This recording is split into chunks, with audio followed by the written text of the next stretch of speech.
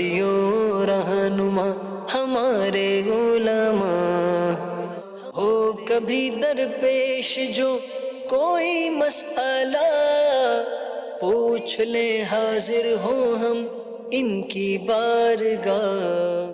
الحمد للہ رب العالمین والصلاة والسلام علی سید المرسلین، اما بعد فاعوذ باللہ من الشیطان الرجیم، بسم اللہ الرحمن الرحیم، الصلاة والسلام علیک یا رسول اللہ وعلی آلک واصحابک یا حبیب اللہ، الصلاة والسلام علیک یا نبی اللہ وعلی آلک واصحابک یا نور اللہ۔ مدنی چینل کے ناظرین، پروگرام دارالفتاح اہل سنت میں آپ کو خوش آمدید کہتے ہیں، مرحبا کہتے ہیں۔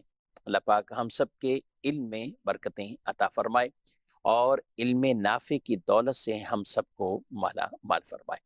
ابتداً درود پاک کی فضیلت ہمارے پیارے نبی صلی اللہ علیہ وآلہ وسلم کا فرمان عظمت عالی شان ہے، زینوا مجالسکم بالصلاۃ علیہ فإن صلاتکم علیہ نور لکم یوم القیامہ۔ اپنی مجلسوں کو مجھ پر درود پڑھ کر آراستہ کرو کہ تمہارا مجھ پر درود پڑھنا قیامت کے دن تمہارے لیے نور ہوگا۔ صلو علی الحبیب صلی اللہ تعالی علی محمد صلی اللہ علیہ وآلہ وسلم، صلاۃ و سلاما علیک یا سیدی یا رسول اللہ۔ ناظرین کرام، اس پروگرام میں بطور خاص ہم آپ کے سوالات کو شامل کرتے ہیں۔ ان دنوں میں بطور خاص جیسے ہی مسلمان الحمدللہ رمضان مبارک کی تیاریوں میں ہوتے ہیں، اور تیاریوں میں ہونا چاہیے، صحابہ کرام علیہ رضوان کا یہ انداز تھا، شعبان المعظم میں وہ اپنے اموال کی زکوٰۃ، دیگر لین دین، یہ سارے معاملات کلیئر کرنے کی کوشش کرتے تھے کہ شعبان میں یہ سب معاملات ہم کلیئر کریں اور رمضان شریف میں خالص اللہ رب العالمین کی عبادت کریں۔ سبحان اللہ، یعنی رب تبارک و تعالیٰ کی عبادت کے لیے، اور رمضان ہے ہی مہینہ عبادت کا ہے کہ جس میں آدمی کا دن بھی عبادت میں ہی گزرتا ہے۔ جی ہاں، روزہ دار ہے تو اس کا سارا دن عبادت میں گزرتا ہے، روزے دار کا سونا بھی ان معنوں میں عبادت کے اندر ہی ہوتا ہے۔ روزے دار کی راتیں، یعنی دن تو روزے کی حالت میں ہے، راتیں قیام کی صورت میں گزرتی ہیں، نماز ہے، تراویح ہے، قرآن تلاوت، یہ سب ذوق شوق الحمدللہ رمضان شریف کے مہینے میں مسلمانوں میں بکثرت ہوتے ہیں، اور ہونے بھی چاہیے۔ ہمیں بھی چاہیے کہ اپنے اموال زکوٰۃ کے حوالے سے ان معاملات کو دیکھتے ہوئے جس پر جو کچھ بھی لازم ہو رہا ہے، بن رہا ہے، یا جو رمضان میں ادائیگیاں کرتے ہیں، بیسک تو ہم کئی مرتبہ یہ مسئلہ عرض کر چکے ہیں کہ زکوٰۃ کا کوئی ٹائم پیریڈ ان معنوں میں کہ رمضان خاص ہے، محرم خاص ہے، ربیع الاول خاص ہے، یہ نہیں، بلکہ نصاب کا سال کب پورا ہو رہا ہے، اس میں اعتبار اسی کا ہے کہ نصاب کا سال کب پورا ہو رہا ہے۔ تو نصاب کا سال جب پورا ہوگا تو اس پر وہ زکوٰۃ کا فریضہ آتا ہے۔ اس اعتبار سے اپنے معاملات کو دیکھتے ہوئے کوئی پچھلے ربیع الاول میں جس کا نصاب شروع ہوا ہے تو وہ اگلے ربیع الاول تک، کسی کا محرم میں تو وہ محرم تک، کسی کا رجب میں تو وہ رجب تک، یعنی جب وہ پہلی دفعہ صاحب نصاب ہوا وہ مہینہ دیکھا جائے گا، وہ تاریخ دیکھی جائے گی، اور اس کے بعد اگلے سال کا اعتبار ہوگا۔ تو ان چیزوں کو دیکھتے ہوئے تمام احباب اپنی زکوٰۃوں کا یوں حساب کتاب، ہاں ایڈوانس ہو سکتا ہے، مطلب کسی کا ربیع الاول میں نصاب شروع ہوا اور ابھی 2-4 یعنی 6 مہینے گزرے تو رمضان آ گیا، تو اب یہ چاہتا ہے کہ میں رمضان میں ادائیگی کر دوں، اور پھر آئندہ جو ربیع الاول ہے جس میں ان کو نکالنی تھی تو اس کے ایڈوانس میں رمضان کے اندر اگر کر دی گئی تو ٹھیک ہے۔ تو یوں ناظرین کرام ان مسائل کو بھی سمجھنا چاہیے اور اپنے سال کو یاد رکھنا چاہیے۔ اسی طرح وہ بہنیں بیٹیاں جن کو شادی میں عموماً ہمارے ہاں زیورات دیے جاتے ہیں، تو اس اعتبار سے وہ ان چیزوں کو دیکھ لیں کہ اب ہمارا مہینہ یعنی شادی کا وہ کون سا مہینہ، کون سی تاریخ جس میں وہ صاحب نصاب ہوئی، تو اگلے پھر سال اسی کا اعتبار کرتے ہوئے ایڈوانس میں دینا، تھوڑی تھوڑی کر کے دیتے رہنا، یہ ٹھیک ہے، لیکن جب سال پورا ہو جائے گا اب اس کو آگے کرنا کہ اب آگے میں تھوڑی تھوڑی کر کے دیتا رہوں گا، تو یہ ٹھیک نہیں ہے، اب اسے نکالنا ضروری ہے۔ تو ان چیزوں کا ہمیں ناظرین کرام بہت خیال رکھنا چاہیے۔ نصاب کے حوالے سے اگر گفتگو کریں اور کن چیزوں پر زکوٰۃ ہے، کن چیزوں پر زکوٰۃ ہے۔ کئی لوگ جہیز کے سامان کا پوچھ رہے ہوتے ہیں، اس کے اوپر زکوٰۃ ہے، کرائے کا مکان پوچھ رہے ہوتے ہیں، اس پر زکوٰۃ ہے، یا وہ کوئی ٹیکسی کار چلاتے ہیں اور وہی ان کا ذریعہ آمدنی ہے تو وہ پوچھ رہے ہوتے ہیں، اس پر زکوٰۃ ہے۔ تو بیسک اموال زکوٰۃ ہمیں سمجھ لینے چاہیے۔ سونا، چاندی، کرنسی، کسی بھی طرح کی کرنسی، پرائز بانڈ، اور مال تجارت۔ سونا، چاندی، کرنسی، مال تجارت، اور بعض وہ ہوں گے کہ جن کے پاس چرائی پر جانور ہوتے ہیں، کہ جو سال کا بیشتر حصہ جن کا عام چراگاہ سے چر کر وہ اپنا گزر بسر ہوتا ہے، لیکن جو باقاعدہ جانور پالتے ہیں، یعنی جن کو وہ چارہ بھی خود ڈال رہے ہیں، جن کو باقاعدہ وہ پالتے ہیں اور دودھ لینا مقصد ہے، ان کی نسل چلانا مقصد ہے، تو یہ والے وہ جانور نہیں ہوتے کہ جن پر زکوٰۃ ہو۔ ہاں، اگر یہ مال تجارت کے زمرے میں آتے ہوں، جیسے جانور خریدے جاتے ہیں اس نیت سے کہ اسے قربانی پہ بیچنا ہے، تو یہ تجارت کی نیت ہوئی، تو پھر ایک جدا معاملہ ہے۔ تو اس لیے بیسک اموال زکوٰۃ کے اعتبار سے آپ یہ چیزیں اپنے پاس نوٹ کر لیجئے کہ آپ کے پاس سونا کتنا ہے، آپ کے پاس چاندی کتنی ہے، کرنسی کتنی ہے۔ اگر تھوڑی تھوڑی یہ چیزیں ہیں، سونا 7.5 تولے نہیں ہے، چاندی 52.5 تولے نہیں ہے، تو آپ ان دونوں کو ملائیے، ان دونوں کو ملائیں۔ اس کے ساتھ نقدی کیش ہے تو آپ کیش کے ذریعے، تو جب دونوں کو ملائیں گے تو پھر ان کا نصاب 52.5 تولے چاندی کے برابر اگر پہنچ جاتا ہے تو اس پر زکوٰۃ کے احکامات لازم ہوں گے اور وہ صاحب نصاب کی صورت اس کی بنے گی۔ المختصر خلاصہ کلام یہ ہے کہ اگر 7.5 تولے سونا کسی کے پاس نہ بھی ہو تو اس کے پاس سونا ہے لیکن اس کے ساتھ ساتھ کرنسی ہے، پرائز بانڈ ہے، یا چاندی ہے، یا مال تجارت ہے، تو پھر ان کو ملا کر دیکھیں گے۔ یہ نہیں کہیں گے کہ 3 تولے سونا ہے تو میرے اوپر تو زکوٰۃ نہیں ہے۔ وہ اس صورت میں 3 تولے پر زکوٰۃ نہیں ہے جب آپ کے پاس اس کے علاوہ حاجت سے زائد کرنسی نہیں ہے، آپ کے پاس کرنسی نہیں ہے، اسی طرح پرائز بانڈ وغیرہ بھی نہیں ہے، مال تجارت بھی نہیں ہے، چاندی بھی نہیں ہے، صرف سونا ہے، تو ٹھیک ہے، جب تک 7.5 تولے نہیں ہوگا تو اس وقت تک اس پر زکوٰۃ کے احکامات بھی نہیں ہوں گے۔ تو بہرحال یہ چیزیں اگر سمجھ لیں گے، جہیز جیسے میں نے کہا تو جہیز کوئی مال تجارت نہیں ہے، جہیز کوئی بیچنے کے لیے نہیں ہے، تو جہیز کے برتن، بستر، ان چیزوں پہ تو زکوٰۃ نہیں۔ ہاں، جہیز کے طور پہ ہمارے ہاں جیسے سونا بھی دیا ہی جاتا ہے بیٹیوں کو ساتھ، تو اب اس کا نصاب دیکھا جائے گا۔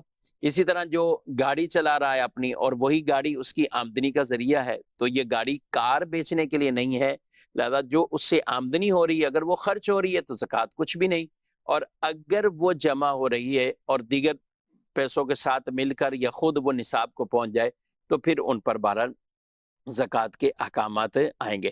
تو کئی چیزیں جو ہم اپنے گمان میں سمجھ رہے ہوتے ہیں کہ ان پر زکوٰۃ ہے، ہو سکتا ہے کہ آپ دارالہدایٰ اہل سنت سے پوچھیں، کسی بھی آپ مفتی صاحب سے پوچھیں گے تو وہ آپ کو بتائیں گے کہ ان پر نہیں ہے، اور کئی چیزیں ایسی ہوں گی کہ جن کو ہم اپنے گمان کے مطابق سمجھتے ہیں کہ زکوٰۃ نہیں ہے، لیکن اس کا برعکس معاملہ ہوتا ہے کہ ان پر زکوٰۃ ہو رہی ہوتی۔ تو اصل معاملہ دینی اور شرعی رہنمائی کا ہے۔ آج کے ہمارے مہمان مفتی سجاد صاحب حضرت، خوش آمدید، مرحبا کہتے ہیں۔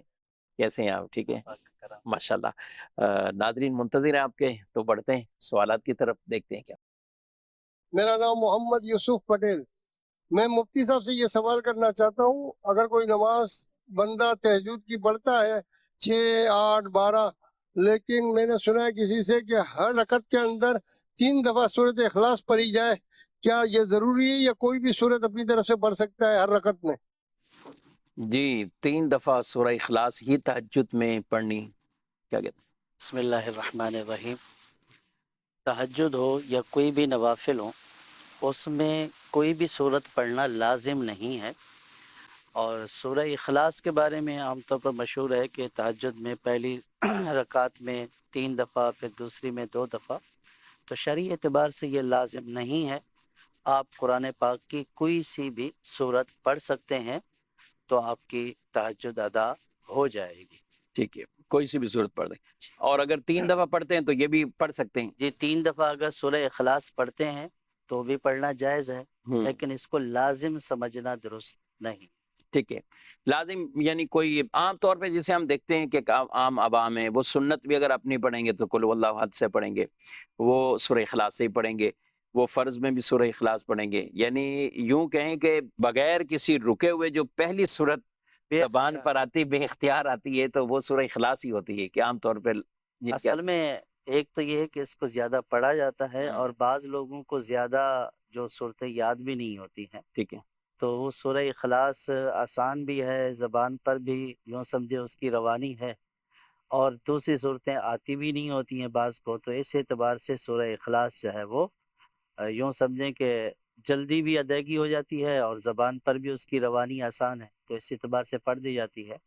لیکن فرضوں میں ایک ہی صورت کی تکرار نہ کی جائے. فرضوں اور فرضوں میں سنت اور نوافل میں اگر ایک صورت کی تکرار تمام رکعتوں میں، یا ایک رکعت میں دو دو دفعہ تین دفعہ پڑھتے ہیں، یا دوسری رکعت میں بھی اسی صورت کو پڑھتے ہیں، تو اس میں کوئی حرج والی بات نہیں ہے. نہیں فرضوں میں یہ کوشش کریں کہ صورتیں مختلف ہو. اگر فرضوں میں بھی کسی نے ایک ہی پڑھ لی تو نماز ہو جائے گی، نماز ہو جائے، نماز اس میں بھی. لیکن ایسا کرنا جو ہے وہ مکروہ ہے. ٹھیک ہے. آپ نے کہا 6 رکعت 8 رکعت 12 رکعت، تو ہیں کتنی رکھتے ہیں؟ کم از کم جو وہ دو. ہیں 2، یعنی کم از کم اگر 2 ادا کریں گے تو تہجد ادا ہو جائے گی. اور باقی اللہ پاک جتنی توفیق دے، 6 پڑھیں 8 پڑھیں 12 پڑھیں، تو اس میں کوئی حرج والی بات نہیں. جی بڑھتے ہیں مزید ناظرین کے سوال.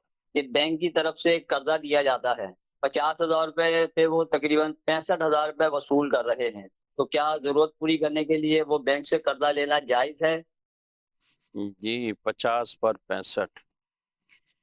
نبی کریم صلی اللہ تعالیٰ علیہ وسلم نے ارشاد فرمایا کہ ہر وہ قرضہ جو نفع لے کر ہے وہ سود ہوتا ہے. تو بینک سے جو قرضہ لیا اور اس پر جو ہے وہ زیادہ دینا پڑے گا، نفع دینا پڑے گا، تو یہ سودی قرضہ ہے. ایسا قرضہ نہ بینک سے لینا جائز ہے، نہ کسی سے انفرادی طور پر، یعنی کسی شخص سے بھی لینا جائز نہیں ہے، بینک سے بھی لینا جائز نہیں ہے. اور لینے والا دینے والا دونوں گناہگار ہیں، کیونکہ اس کو سود کہا گیا ہے حدیث پاک میں. تو اس لیے اس طرح کے قرضے سے ہر مسلمان کو بچنا چاہیے کہ جس قرضے میں زیادہ دینا پڑے یا کوئی سا بھی نفع جو ہے وہ اس دینے والے کو دینا پڑے، تو شرعی اعتبار سے وہ سود ہو جائے. اچھا عام طور پہ لوگ تو یہ کہتے ہیں کہ اس کے بغیر تو مل ہی نہیں رہا، تو ہم کیا کریں، اور لینا بھی ہے. دونوں طرح کی باتیں. بعض اوقات تو عام جو اپنی خواہشات ہیں یا شادی ایک چاہتے ہیں کہ ہم اپنے اس کے مطابق کریں، جس میں ٹھیک ٹھاک نمود و نمائش بھی ہے، دکھلاوا بھی ہے، یا اپنی بات رکھنا، اپنی کیا اس کو کہیں ناک رکھنا کہیں گے، کہتے ہیں جی. کیا کہیں گے، تو کیا کہتے ہیں آپ؟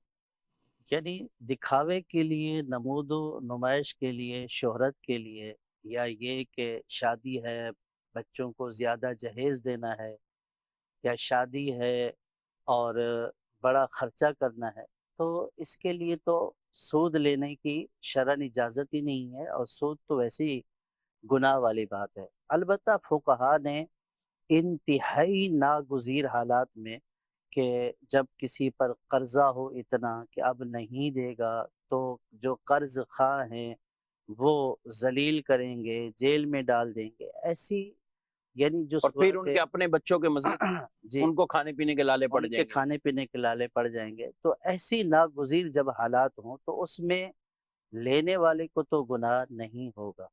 تو لیکن عام طور پر ایسے حالات ہوتے نہیں، تو اس لیے سودی قرض سے بہر صورت اپنے آپ کو بچانا چاہیے.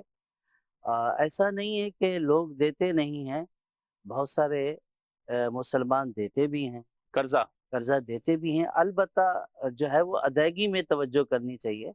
نہ دینے کا جو ایک سبب ہوتا ہے لوگوں کا، وہ یہ ہوتا ہے کہ جب ادا کرنے کا وقت آتا ہے تو باوجود وسعت یا یعنی گنجائش کر کے، یا اپنی ایسی چیزیں جو بالکل ضرورت والی نہیں ہیں ان کو بیچ باچ کر قرض ادا کیا جا سکتا ہے، یا تھوڑی گنجائش کر کے اپنے کھانے پینے پہننے میں تھوڑی تنگی کر کے قرض کی ادائیگی کی جا سکتی ہے.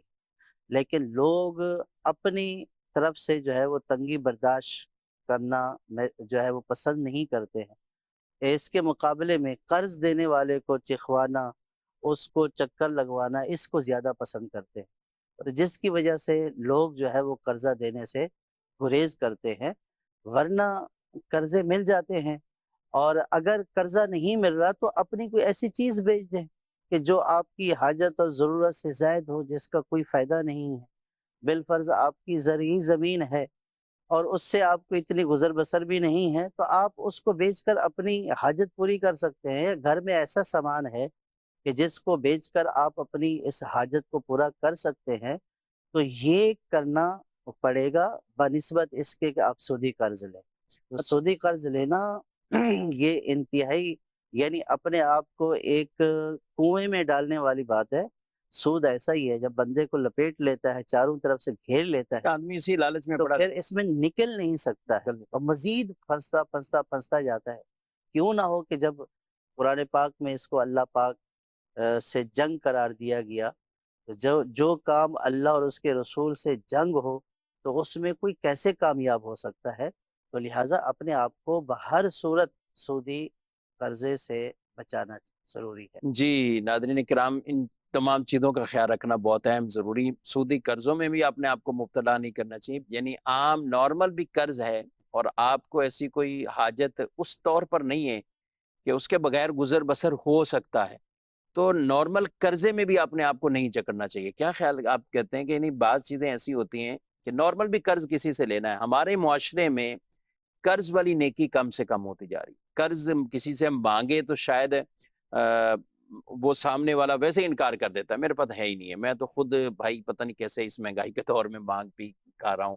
مطلب مانگنے کا نہ بھی کہے، لیکن ہوتا یہی ہے کہ گزر بسر دال روٹی کیسے چل رہی ہے، حالانکہ پیسے بھلے اس کے پاس موجود ہو، لیکن وہ بھی جانتا ہے کہ سامنے والے کو ابھی اس کی اپنی کوئی خواہش پوری کرنا چاہ رہا ہے اور یہ میرا پیسہ استعمال تو کرے گا۔ آج بڑی لجاجت کے ساتھ، بڑی نرمی کے ساتھ، چاہے وہ نارمل قرض ہے یا مارکیٹ کے اعتبار سے دیکھیں کسی سے سامان اٹھوا لینا، یعنی مال لے لینا، ارے دے لیں گے بھائی، یہ تو آ جائے گا۔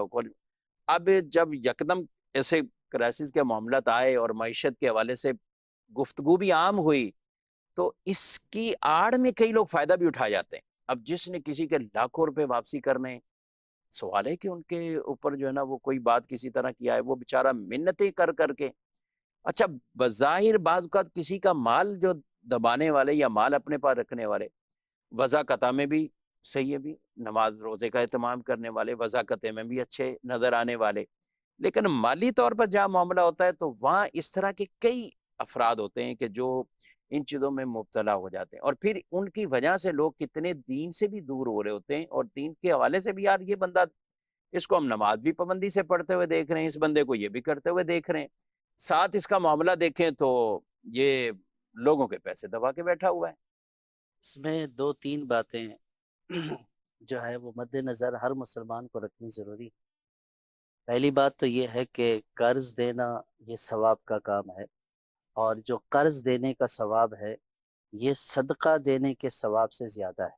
سبحان حضور صلی اللہ تعالیٰ علیہ وسلم نے معراج کی رات جنت میں یہ مشاہدہ فرمایا کہ وہاں پہ قرض کا ثواب 18 گنا اور صدقے کا ثواب جو ہے وہ 10 گنا تحریر تھا۔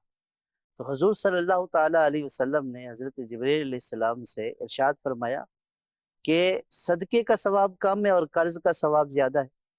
تو حضرت جبریل علیہ السلام نے عرض کی، یا رسول اللہ صلی اللہ تعالیٰ علیہ وسلم، جو قرض لیتا ہے وہ تو اپنی حاجت اور ضرورت کی وجہ سے لیتا ہے، تو اب جو مسلمان کی حاجت کے وقت اس کی حاجت روائی کرتا ہے تو اس کا ثواب زیادہ ہے، جبکہ جو صدقہ لیتا ہے اس کے لیے ضروری نہیں ہے کہ وہ حاجت مند ہو۔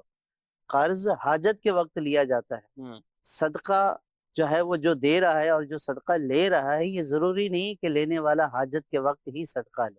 ٹھیک تو ہے، نکالنے والے کو بھی اپنے طور پہ خوشی ملی، اس نے صدقہ نکال دیا۔ اس اعتبار سے چونکہ مسلمان حاجت کے وقت قرض لیتا ہے، اور جو مسلمان کی حاجت کو پورا کرتا ہے تو اس کا زیادہ ثواب، 18 گنا ثواب۔ ماشاءاللہ۔ تو اس حدیث پاک سے یہ پتہ چلا کہ قرضہ جو ہے وہ حاجت کے وقت لینا چاہیے، اور حاجت بھی ایسی کہ جس میں اپنے جو ہے وہ نفس کی خواہشات کو پورا نہ کرنا ہو. بالفرض آپ جیسے مثال معاشرے میں دیکھ لیں، عمرے پر جانا ہے. اب عمرے پر جانا ہے، کوشش یہ ہو رہی ہے کہ پوری فیملی کو لے جاؤں ایک ساتھ.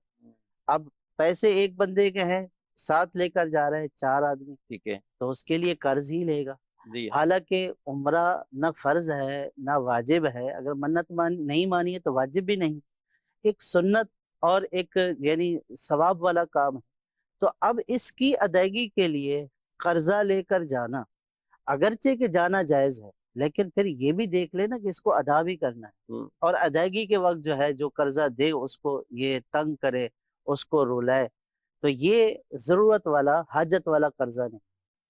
اچھا، اسی طرح شادی بیاہ کی آپ نے مثالیں دی ہیں کہ اپنی خواہشات کو پورا کرنے کے لیے، دکھاوے کے لیے، معاشرے میں اپنا نام رکھنے کے لیے، واہ واہ کے لیے جو ہے وہ قرض لے لیا، حالانکہ اس کو یہ نہیں پتا کہ اس کو ادا بھی کرنا ہے. اچھا، وہی لجاجت کے ساتھ 1 سال کا، 5 مہینے کا، 6 مہینے کا ٹائم، تو لاکھوں روپے اگر یہ لے رہا ہے تو اس کو یہ بھی تو سمجھنا چاہیے کہ یہ اس کی ادائیگی کب کرے گا. تو حاجت کے وقت لیا جائے. اور پھر تیسری بات یہ ہے کہ نبی کریم صلی اللہ تعالی علیہ وسلم کا یہ فرمان یاد رکھا جائے، مطل الغنی ظلم، کہ غنی کا قرض کی ادائیگی میں ٹال مٹول کرنا یہ ظلم ہے. تو حاجت کے وقت لے، اور اگر وسعت ہے اپنی جو ہے وہ چیزوں کو بھی بھلے بیچ کر ادا کر سکتا ہے، تو اب اگر یہ ٹال مٹول کر رہا ہے تو یہ قرض دینے والے پر گویا کہ ظلم کر رہا ہے. تو جب ان چیزوں کو ہم مد نظر رکھیں گے کہ ہمیں ظلم نہیں کرنا، ادائیگی میں جلدی کرنی ہے، حاجت کے وقت لینا ہے. اور حاجت کون سی ہے کہ صرف جو ہے وہ کھانا پینا ہے، سیر سپاٹا ہے، یا کوئی آپ بالفرض رمضان آ گیا، آپ کوئی بولے کہ مجھے نفلی صدقے کرنے ہیں، مجھے جو ہے نا 200 آدمیوں کو جو ہے وہ راشن دینا ہے، افطار کروانا ہے، تو اور اب لے اس کے قرضہ. لیے جو ہے وہ قرض لے رہا ہے، تو اس کو شریعت نے اس بات کا پابند ہی نہیں کیا. تو پھر اس طرح کے جو لوگ ہوتے ہیں، یعنی جو دینی کاموں میں بلا وجہ قرض لے کر دینی کاموں میں خرچ کرتے ہیں اور سامنے والے پر احسان کر رہے ہوتے ہیں، یار میں نے تو اتنی بڑی نیکی کی ہے، لوگوں کو افطار کروایا. اب آپ بھی نیت کر لو. یعنی اب اسی سے ایک طرح کے جی. بعد میں سوالات شروع ہو جاتے ہیں کہ بھئی اب یا تو آپ معافی کی طرف آئیں یا آپ چھوڑنے والی بات کریں. تو خیر، نیکی والی آپ نے تو بات کی ہے. ہو سکتا ہے معاشرے میں ایسے لوگ بھی ہوں کہ قرضہ لے کر نیکی کی طرف خرچ کرنے والے، لیکن ناظرین کرام بکثرت جو افراد ہے اپنے معاملات کے اندر وہ لے لیتے ہیں، اپنا بزنس بھی چلا رہے ہوتے ہیں. کئی ایسوں کو پتہ چلا کہ خفیہ پراپرٹیاں لے کے چھوڑ دی، پیسہ کسی کا، ادھر پراپرٹی چھوڑ دی، اور ان کو ابھی ٹال مٹول ہو رہا ہے، نہیں دیکھی جائے گی دیکھی جائے گی. وہ کس معنوں میں کہ پراپرٹی کی ویلیو بڑھ رہی ہے، اس کا قرضہ بھلے جہاں سے جہاں ہے اس کو تو اتنے ہی دینے، وہ بیچارہ منتیں کر رہا ہے. تو ایسی مثالیں کئی جگہوں پر ہیں. یہ نہیں ہونا چاہیے. نبی پاک صلی اللہ تعالی علیہ وآلہ وسلم کے سامنے ایک مرتبہ جنازہ لایا گیا تو آپ صلی اللہ علیہ وسلم نے پوچھا، اور یہ آپ کیوں پوچھتے تھے؟ یہ میرے اور آپ کی تعلیم کے لیے کہ ہم کسی کا مالی حق تو نہیں اپنے اوپر کوئی ایسا رکھ رہے ہیں.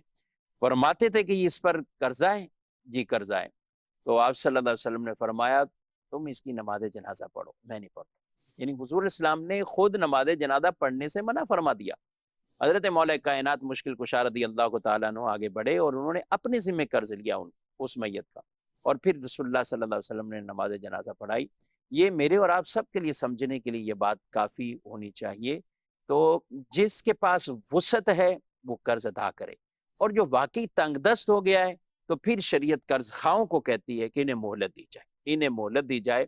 لیکن اس میں بھی ایسا انداز نہیں اپنانا چاہیے کہ جو قرض دینے والا ہے اس بیچارے کو اب ہر اعتبار سے ذلت کا سامنا کرنا پڑے، منت سماجت کا سامنا کرنا پڑے. تو ان دونوں چیزوں کا خیال رکھیں گے، اور حتی الامکان اپنے آپ کو جب سوالات سے ان چیزوں سے بچائیں گے تو ہی عافیت ہے. رسول اللہ صلی اللہ علیہ وسلم نے سجاد صاحب جب وہ سوالات کرنے سے آپ نے منع فرمایا کہ ایسے کوئی سوال کرے، کسی سے مانگ لے، تو آپ انہیں بازار کا رخ کرواتے تھے کہ اپنا کاروبار کرے یا کچھ مزدوری کرے، کمائے. تو صحابہ کہتے ہیں ہم اتنے محتاط ہو گئے کہ اب اگر سوال کرنے میں اگر سواری کے اوپر کوئی بیٹھا ہے اور اس کی چھڑی گر گئی تو وہ اٹھانے کے لیے کسی اور کو سوال نہیں کرتے تھے، کہتے تھے کہ خود ہی اترے سواری سے، اپنی وہ چھڑی اٹھائی اور پھر دوبارہ سوال، کیونکہ یہ سوال بھی اسی زمرے میں نہ چلا جائے یہ باتیں ہم سب کو سمجھنی چاہیے. اللہ پاک عافیت سلامتی والا معاملہ فرمائے, اور جو قرض دار ہیں بار قرض سے ان کو سبکدوش فرمائے, اور جن لوگوں کی کہیں رقمیں ڈوبی ہوئی ہیں, پھنسی ہوئی ہیں, اللہ پاک ایسے اسباب پیدا فرمائے کہ بآسانی رقمیں ان کی واپس مل جائیں. مزید بڑھتے ہیں آپ کے سوالات کی. شاکر رضا تاری ملیر سے. مفتی صاحب سے میرا یہ سوال ہے کہ ایک شخص نے صدقے کی مرغی والے کے دکان پر ذبح کرنے کے لیے لے گئے. ان کو کہا کہ یہ ذبح کر کے دیں, میں کام سے آ رہا ہوں, کسی اور کام سے چلے گئے. تو مرغی والے نے وہ ذبح کر لی. ان کے جو کاریگر تھے مرغی والے کی دکان پر, اس نے 2 یا 3 کلو وہ مرغی سیل کر دی, بیچ دی. پھر استاد کو پتہ چلا, دکان والے کو جس نے ذبح کی تھی, اس نے اپنی دکان سے مرغی لے کر اس کو کاٹ کے اس میں سے وہ 2-3 کلو ملا کر اس کو دے دی. کیا ایسا کرنا صحیح ہے؟ کتنا نکلا تھا گوشت اس مرغی میں بھائی؟ 2-3 کلو تو سیل ہو گیا ہے, یا زیادہ مرغیاں ہوں گی؟ 1 کلو ہیں؟ 1 کلو کچھ سیل ہو گیا اور کچھ اس میں. بہرحال آپ کیا فرماتے ہیں؟ دیکھیں, جس کی وہ مرغی تھی اس نے اس کا گوشت صدقہ کرنا تھا, تو وہ اس کی ملکیت تھی. اب جو دکاندار کے کاریگروں نے یا دکاندار نے اس کو بیچ دیا, تو مالک کی اجازت کے بغیر یہ بیچنا جائز نہیں تھا. اور جو انہوں نے بیچا تو ظاہر ہے کہ اس کا تاوان ان پر لازم تھا, کہ ایک مسلمان کی ملکیت جو ہے وہ انہوں نے ختم کر دی بیچ کر, تو اب ان پر اس کا تاوان لازم تھا. تو جتنا انہوں نے بیچا اتنا مرغی والے نے ان کو, جس کی اصل مرغی تھی, اس کو دے دیا. تو اب یہ وہ والا گوشت جو اس کو بطور تاوان حاصل ہوا ہے, اس کو اب یہ صدقہ کر. تو یہ جو اس نے صدقہ کرنے کی نیت کی تھی, تو اب اس کو جو گوشت حاصل ہوا اس کو یہ صدقہ کر دے, تو اس کا صدقہ مکمل ہو جائے گا, اور جو صدقے کا ثواب ہے وہ اس کو حاصل ہو جائے گا. البتہ جس نے غلط کام کیا, یعنی مرغی والے نے جو ذبح کرنے والا تھا, وہ اللہ پاک کی بارگاہ میں توبہ بھی کرے. گوشت تو دے دیا, لیکن غلط تصرف مسلمان کے مال میں اس کی اجازت کے بغیر جو اس نے کیا, اس پر اللہ پاک کی بارگاہ میں توبہ بھی. اب اس کو پتا ہو نہیں پتا ہو, جیسے یہ ان کے سوال سے ظاہر ہے مالک کو یہ پتا تھا اور کاریگروں کو پتا ہی نہیں, یا کاریگروں نے ویسے ہی بیچ دیا اس کو. اگر پتہ نہیں تھا اور دے دیا تو تب گناہ نہیں ہوگا, لیکن تاوان تو اس کو دینا پڑے گا. ٹھیک ہے, اور تاوان. اگر جان بوجھ کر جو ہے وہ بیچ دیا ہے, پتہ تھا, تو جس نے ایسا کیا تو اس پر لازم ہے کہ وہ توبہ کرے. کچھ میسج بھی شامل کرتے ہیں.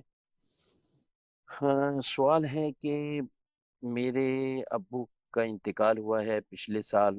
2 بہنیں ہیں, ہماری امی اور ہماری دادی جان ہیں, اور ان کے بھی 5 بچے ہیں. ہمارا دادا جان نہیں ہے, تو دادا جان کی وراثت میں کیا ہمارے لیے ہماری امی کا حصہ ہوگا؟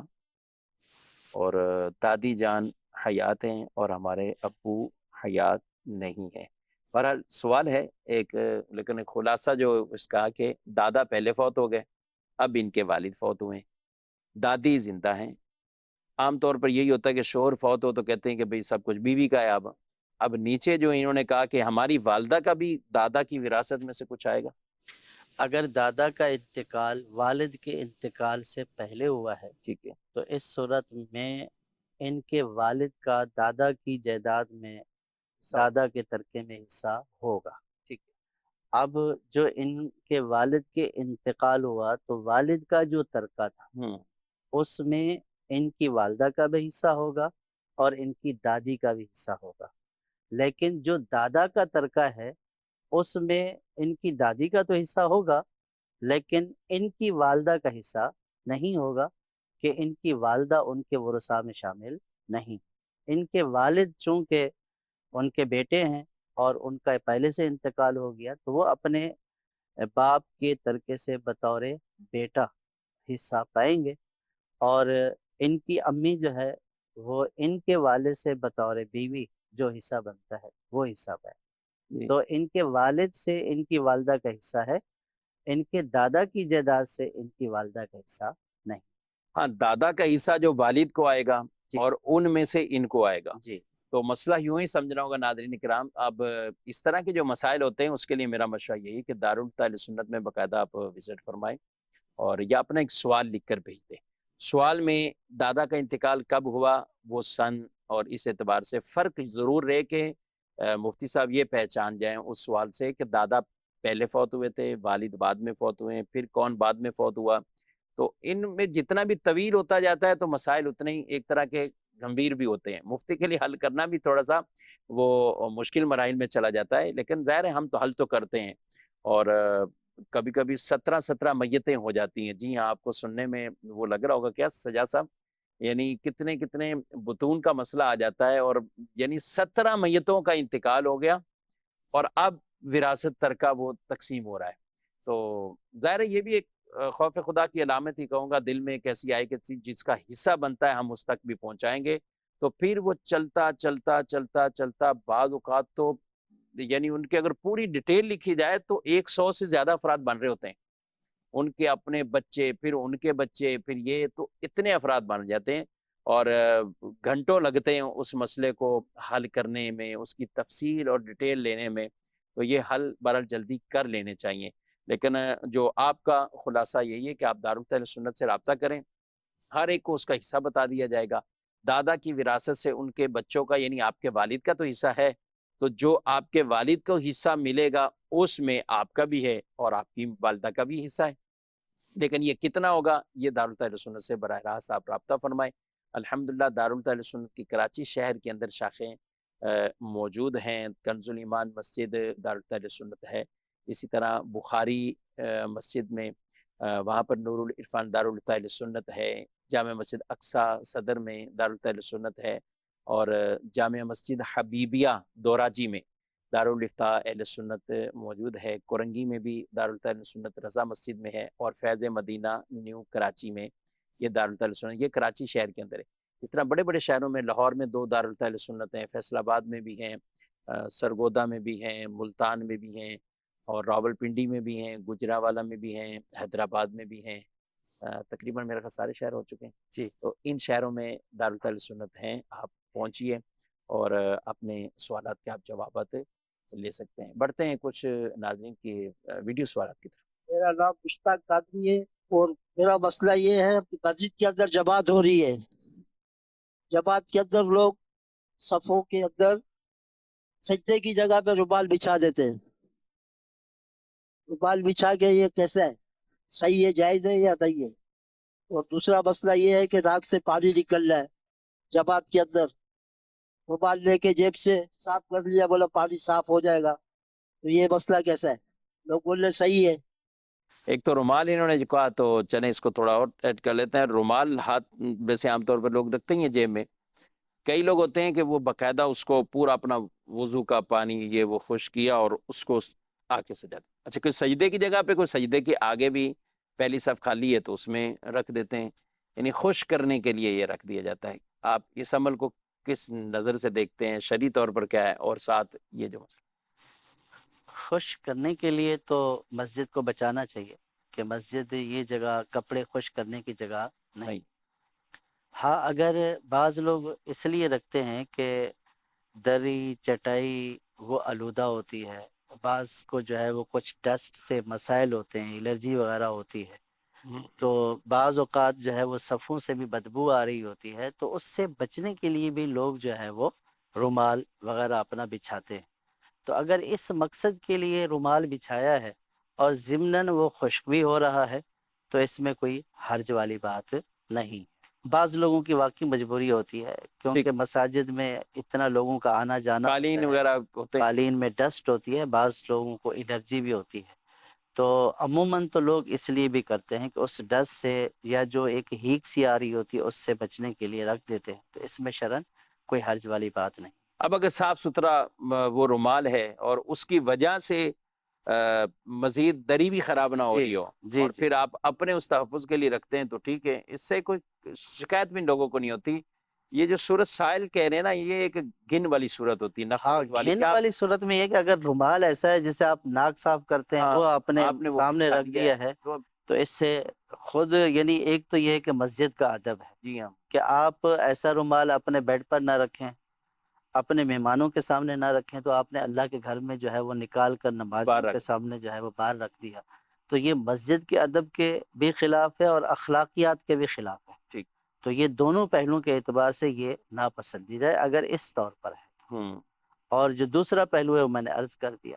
اب جو ان کا دوسرا سوال یہ تھا کہ اگر کسی کو نزلہ زکام ہے، رومال جیب سے نکال لیتا ہے اور جو ہے ناک صاف کرتا ہے اور پھر رکھ لیتا ہے، تو یہ عمل کثیر کی صورت جو ہے وہ ہو جائے گی، یعنی ایسا عمل کہ جس سے دور سے دیکھنے والا یہ سمجھے کہ یہ نماز میں نہیں ہے، تو ایسا عمل کثیر ہوتا ہے، یہ نماز کو فاسد کر دیتا ہے۔ البتہ یہ کیا جا سکتا ہے کہ رومال جو ہے وہ اپنے کندھوں پر رکھے، لیکن صدل کی صورت نہ بنے، جیسے رومال کو جو ہے وہ ایک اس کا سرا ادھر رکھ دیا اور ایک جو ہے وہ نیچے لٹک رہا ہے، تو اب اس صورت میں اگر جو ہے وہ ناک سے پانی بہتا ہے اور یہ اس رومال کو اوپر کر کے ناک کے سامنے کر دیتے ہیں تو اس میں کوئی حرج نہیں ہے۔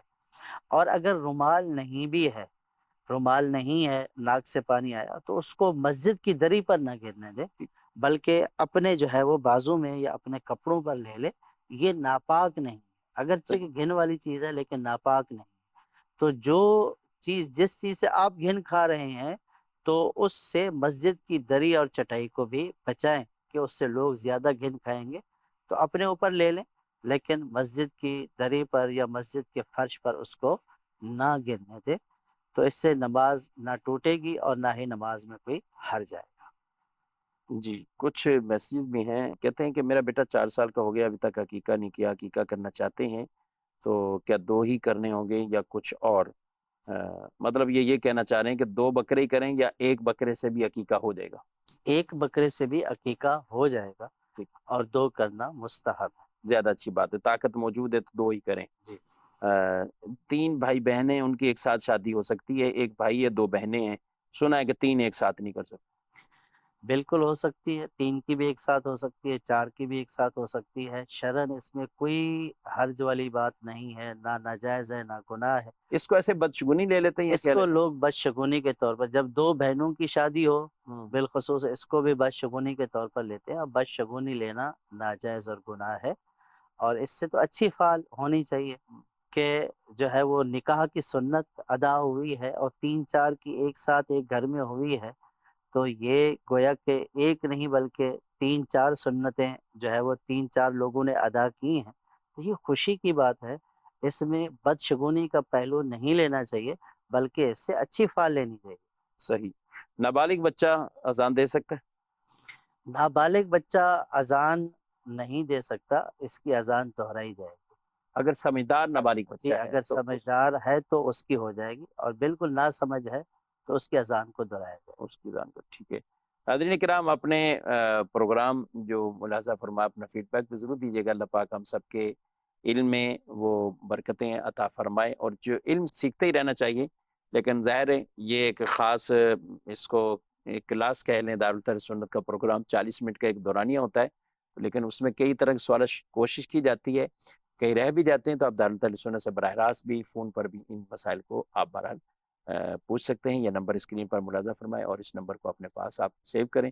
10 بجے سے لے کر 4 بجے تک دن کے اندر آپ کال کر کے براہ راست بھی مسائل پوچھ سکتے ہیں۔ اللہ من کی توفیق دے، آمین بجاہ نبی الامین صلی اللہ علیہ وسلم۔